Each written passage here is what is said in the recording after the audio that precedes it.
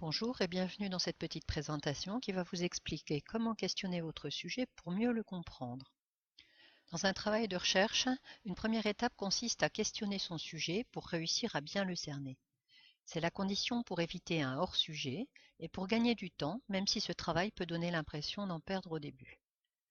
Nous utiliserons pour cela la méthode du QQOQCP ou QQCOQP, plus facile à retenir, méthode utilisée par les journalistes pour rédiger des articles, mais aussi en entreprise, dans des réunions où l'on veut être sûr de ne rien oublier.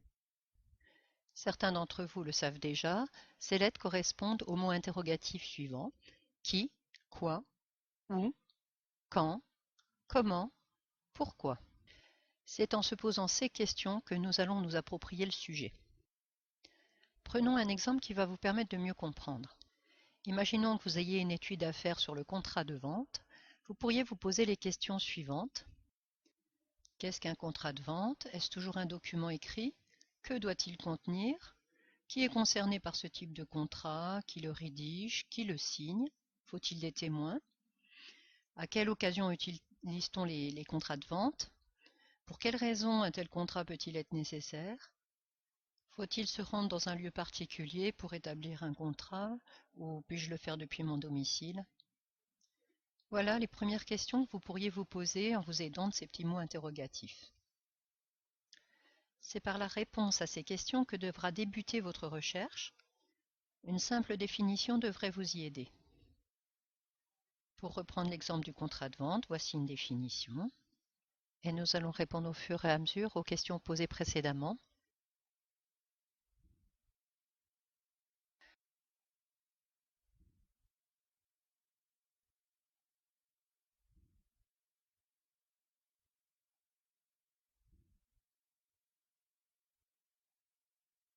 Cette étape est indispensable pour mieux comprendre le sujet.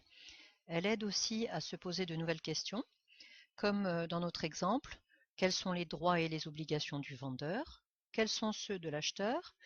Que se passera-t-il si les droits et obligations fixés par le contrat ne sont pas respectés?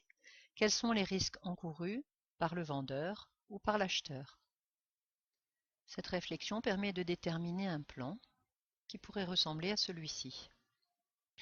Le travail consistera ensuite à approfondir chaque partie en utilisant de nouveau pour chacune d'elles la technique du QQ-COQP.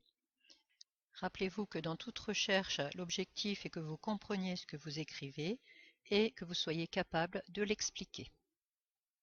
Je vous souhaite bon courage pour appliquer ce que vous venez d'apprendre. Created using Powtoon.